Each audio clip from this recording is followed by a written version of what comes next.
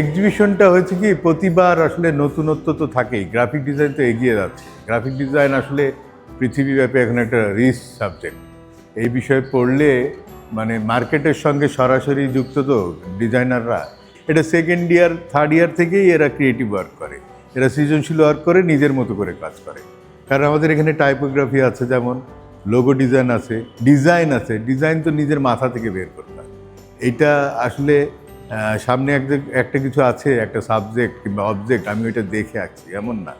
তো এর পরিপ্রেক্ষিতে আমাদের এক্সিবিশনে এবার অনেক ভ্যারাইটিস কাজ আছে। পোস্টার ডিজাইন আছে, সেরকম একটা ছোট্ট লোগো ডিজাইন আছে, ব্র্যান্ডিং আছে, ব্র্যান্ড আইডেন্টিটি আছে, সেরকম ইলাস্ট্রেশন আছে, অ্যানিমেশন আছে। এরকম নানা ধরনের ওয়ার্ক এরা তো করেছে সারা বছরে।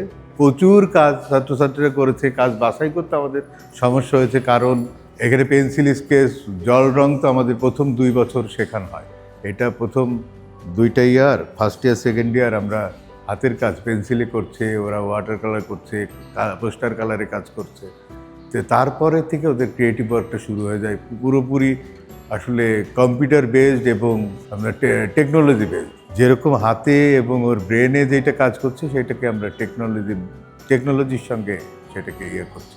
তো এইগুলোকে শেখাচ্ছি। সেই কারণে নানা ভ্যারাইটির কাজ এবং অনেক কাজ, তো এই কাজগুলো বাঁচতে আমাদের অনেক বেশ বেগ পেতে হয়েছে।